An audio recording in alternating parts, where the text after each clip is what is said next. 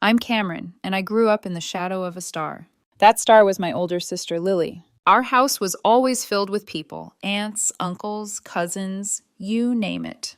They'd pour into our backyard like ants to a picnic, drawn by the promise of my mom's famous barbecue and the chance to see Lily perform. Our backyard was like a stage with its neatly trimmed lawn and the big oak tree that provided the perfect backdrop. Dad would fire up the grill, the smell of charcoal and sizzling meat filling the air, while Mom bustled around making sure everyone had a drink in hand. Lily, sweetie, Aunt Marge would call out, her voice cutting through the chatter, why don't you give us a little song? And just like that, all eyes would turn to my sister. Lily would hop onto a chair, her golden curls bouncing, a mischievous glint in her eye.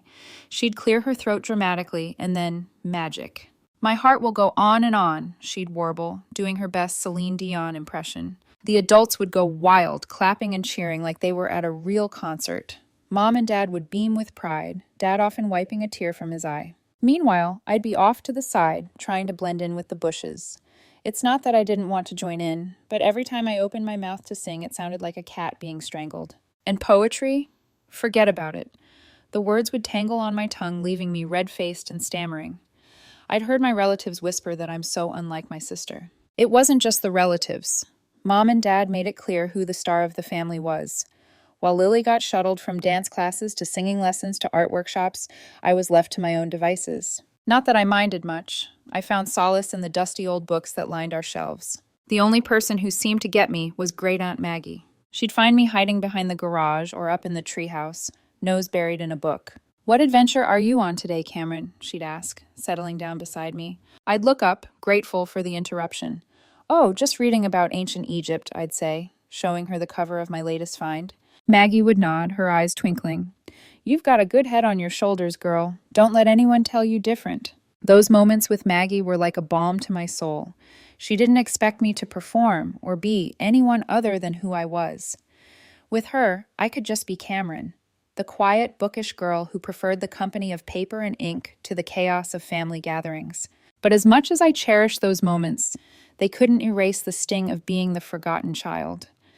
Every time Lily mastered a new song or won another award, my parents would shower her with praise and gifts. New clothes, the latest gadgets, you name it. Lily got it. And me? I got hand-me-downs and sighs of exasperation. School became my sanctuary. While I wasn't exactly Miss Popularity, I found my groove in the classroom. I wasn't content to just sit there and let the lessons wash over me.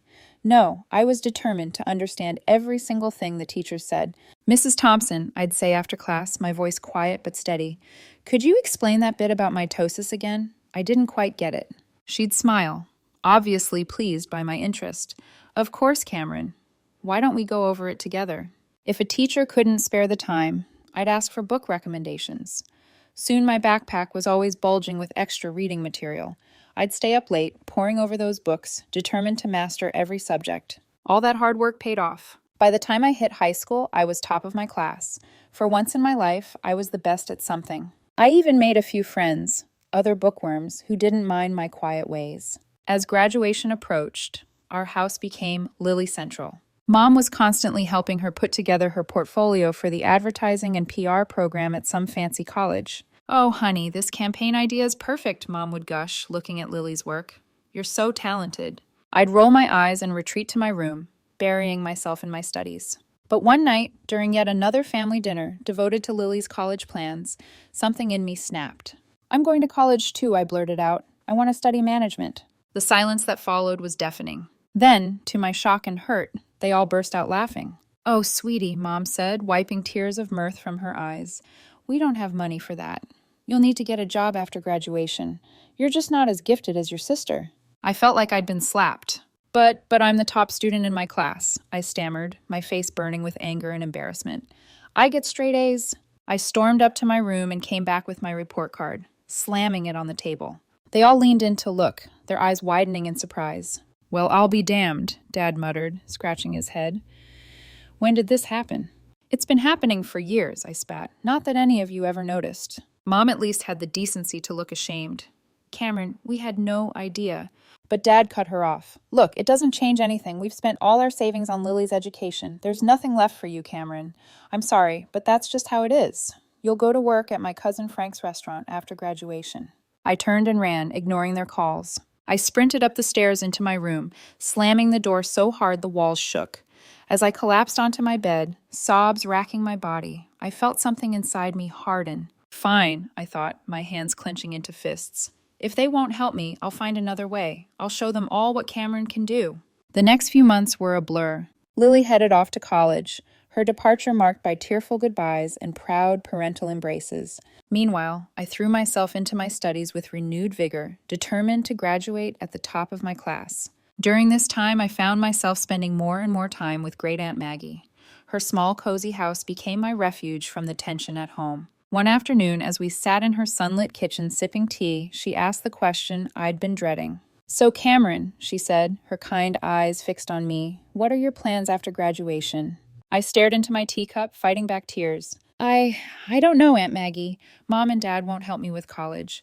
They say there's no money left after paying for Lily's education." Maggie was quiet for a moment, then reached across the table and squeezed my hand. "Cameron, dear, I've got some savings. I'd like to give them to you for college. You're smart as a whip, and I'll be damned if I let that brain of yours go to waste." The reality of her words hit me like a tidal wave. I burst into tears, overwhelmed by her generosity and the sudden realization that my dreams weren't dead after all. "Thank you," I sobbed, throwing my arms around her. "Thank you so much, Aunt Maggie." The months flew by, and before I knew it, I was walking across the stage at graduation, diploma in hand. As I scanned the crowd, I saw Aunt Maggie beaming at me. My parents were there too, looking proud but uncomfortable. That evening, as I pored over college brochures, Mom walked in. "Cameron, honey," she said, her voice syrupy sweet. "Your father's cousin Frank called.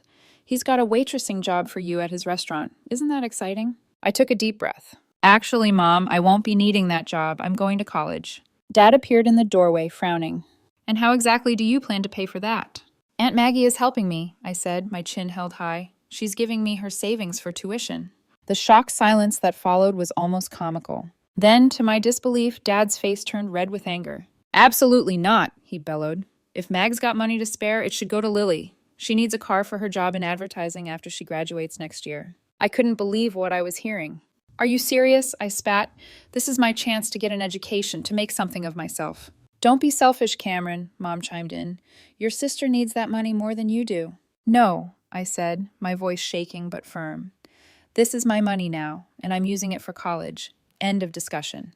From that moment on, life at home became unbearable. My parents either ignored me completely or snapped at me over the smallest things. The tension was suffocating. After a particularly nasty argument, I called Aunt Maggie in tears and told her everything. "Pack your bags, sweetheart," she said without hesitation. "You're moving in with me." The next day, I stuffed everything I owned into a cab and drove away, watching my childhood home shrink in the rearview mirror. As I pulled up to Aunt Maggie's house, I felt a weight lift off my shoulders. The summer flew by in a whirlwind of preparation, and before I knew it, I was stepping onto the campus of State University. Thanks to my stellar grades and Aunt Maggie's generosity, I'd gotten into the management program I'd always dreamed of. My first day of classes, I felt like I was floating on air. As I sat in my introduction to business lecture, drinking in every word, I couldn't help but think, I made it. I'm really here. Meanwhile, Lily was starting her senior year at her fancy college. I hadn't heard much from her or my parents since I'd moved out, but I tried not to let it bother me. I was too busy reveling in my newfound freedom and the excitement of college life. But then, about a month into the semester, Aunt Maggie called me. "Cameron, dear," she said, her voice hesitant, "I think you should sit down for this." My heart raced as she filled me in on the family drama I'd missed. Apparently, Lily had shown up at home out of the blue, announcing she dropped out of college. The reason? She was pregnant. According to Aunt Maggie, Lily had been flippant about the whole thing. "Oh, don't worry," she'd said, tossing her hair. "The baby's father is loaded.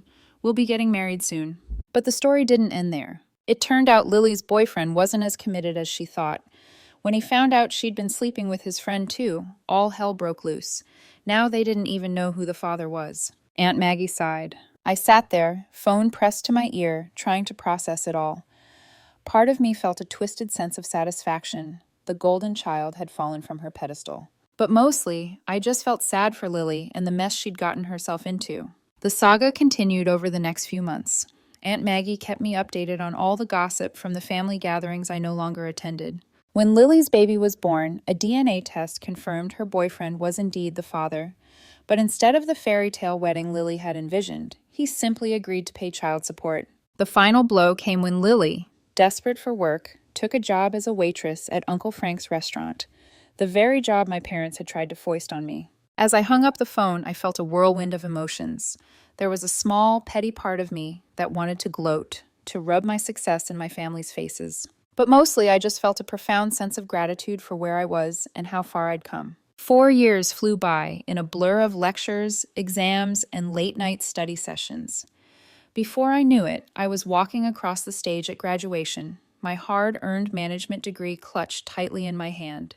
As I scanned the crowd, I saw Aunt Maggie beaming at me, tears of pride in her eyes. Thanks to my top grades and glowing recommendations from my professors, I landed a job as a manager at the Gilded Fork, one of the most prestigious restaurants in the city. The salary was more than I'd ever dreamed of, and for the first time in my life, I felt truly successful. With my first paycheck, I knew exactly what I wanted to do. I marched into the electronics store and bought the latest smartphone for Aunt Maggie. Her face lit up when I presented it to her. "Oh, Cameron," she gasped, turning the sleek device over in her hands. "This is too much." I grinned, already pulling out my own phone. "Not at all.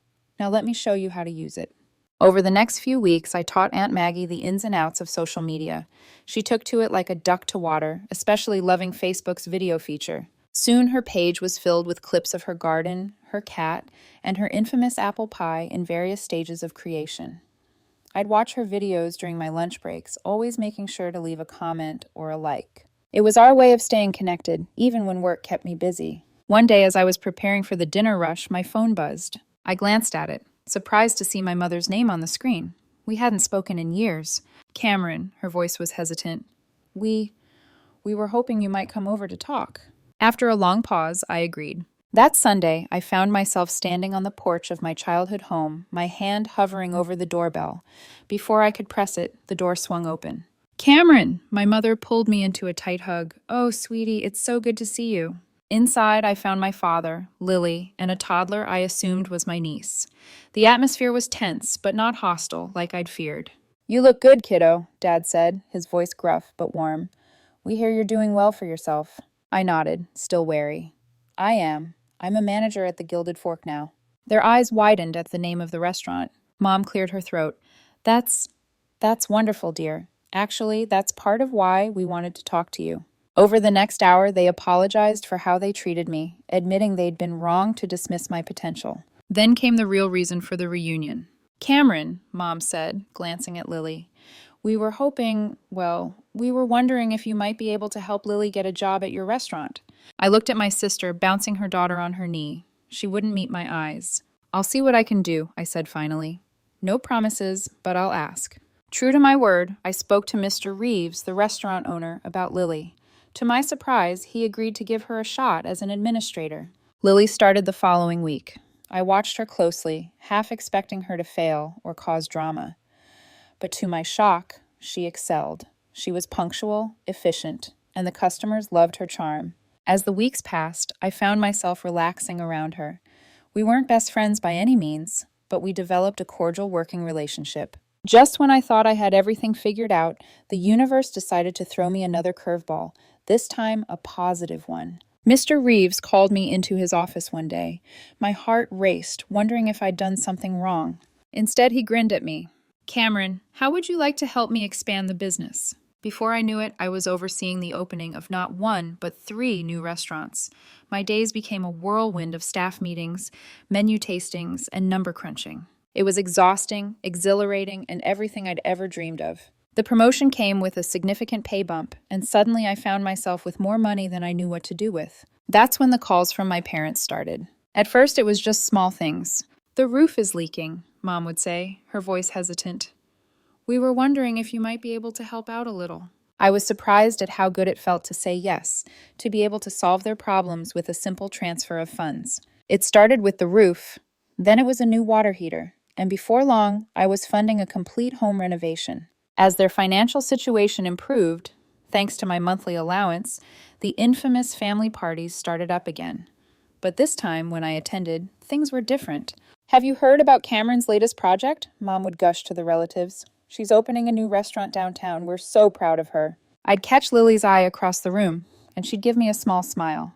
She was doing well too, having been promoted to head administrator at the Gilded Fork. "My girls," Dad would say, an arm around each of us, both of them making their old man proud.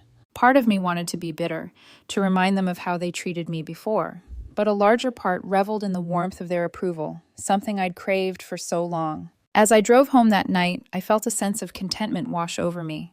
Finally, after all these years, I had what I'd always wanted: success in my career and the love and appreciation of my family. I was the golden child now. But better than that, I was my own woman, standing on my own 2 feet. It was a lazy Sunday afternoon when my world came crashing down around me. I was scrolling through Facebook, sipping my coffee, when I saw that Aunt Maggie had posted a new video. It was from one of the family gatherings I'd missed due to work commitments.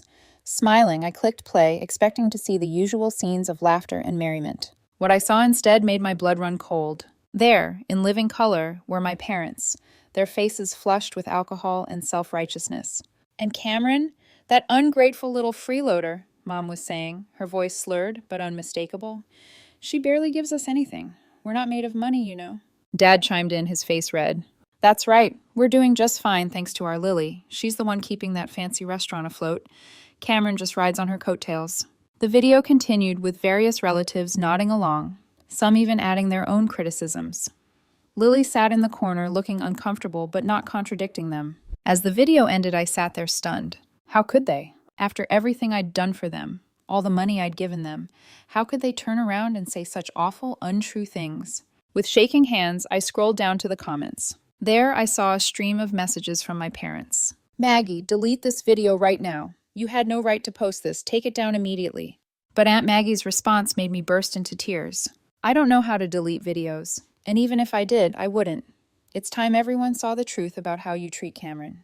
She's the one supporting you, and this is how you repay her kindness. Shame on you both." I sat there for what felt like hours, replaying the video, reading and rereading the comments.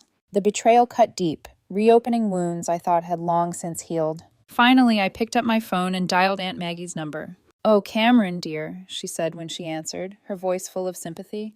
"I take it you've seen the video." "Yeah," I croaked, my voice raw from crying. "I can't believe it, Aunt Maggie. How could they?" I could hear the anger in her voice as she replied. "They've always been like this, Cameron. You just haven't been around to see it. I'm sorry you had to find out this way, but maybe it's for the best. You deserve to know the truth." We talked for hours, Aunt Maggie comforting me as I cycled through shock, anger, and grief. As night fell, I made a decision. "I'm cutting them off," I told Aunt Maggie, my voice firm despite the pain in my heart. "No more money, no more help. They made their bed, now they can lie in it." The days following the video revelation were some of the hardest of my life. My phone buzzed constantly with messages and calls from my parents, but I couldn't bring myself to answer. Their words, so cruel and untrue, played on a loop in my mind. Finally, after a week of silence, I sent them a brief, cold text. "I've seen the video. I know what you really think of me. Don't contact me again. The money stops now." Their responses came flooding in immediately. At first, they were apologetic. "Cameron, sweetie, we're so sorry. We didn't mean any of it. Please forgive us." But as the days passed and I maintained my silence, their tune changed. "We're your parents. You owe us." Each message twisted the knife deeper, but I stood firm. I'd given them chance after chance, and they'd thrown it all back in my face. It was time to break the cycle. Lily surprisingly stayed out of it. At work, she was the model employee, efficient and professional. If she harbored any resentment over the loss of our parents' financial support, she didn't show it. Our interactions remained cordial but distant. "I'm not taking sides," she told me one day after a staff meeting. "It's between you and them." I nodded, appreciating her neutrality, even if part of me wished she'd stand up for me. But I understood. She had her own child to think of. As the weeks turned into months, I found myself leaning heavily on Aunt Maggie. Our Sunday video calls became the highlight of my week. She'd regale me with stories from her garden or her latest baking adventure, providing a much-needed dose of normalcy in the chaos my life had become. "You're doing the right thing, Cameron," she'd assure me when doubts crept in. "Don't let them manipulate you anymore." To my surprise, other relatives began reaching out too. Cousin Sarah, who'd always been kind to me at family gatherings, sent me a heartfelt email. "I saw the video. I want you to know I think you're amazing, Cameron. What you've achieved, how you've helped everyone. You're an inspiration. Don't let anyone tell you otherwise. Uncle Bob, Dad's brother, called me out of the blue. Kid, I've watched you grow up and become this incredible woman. Your parents are fools if they can't see how special you are. You've got family in your corner. Remember that. These messages of support were like balm to my wounded heart. I realized that while I might have lost my parents, I'd gained a family who appreciated me for who I truly was. As the year drew to a close, Mr. Reeves called me into his office. I went in nervous, wondering if the family drama had somehow affected my work performance. Instead, he smiled broadly. Cameron, I'm retiring next year. I want you to take over as CEO of the restaurant group. I stood there, shocked into silence. Finally, I managed to stammer out, Are you sure? He nodded, his eyes twinkling. I've never been more sure of anything in my life. You've earned this, Cameron. You're the reason this business has flourished. It's time you took the reins. As I left his office, my head spinning with possibilities, I realized something profound. The little girl who'd been overlooked and underestimated had grown into a woman who'd surpassed everyone's expectations, including her own.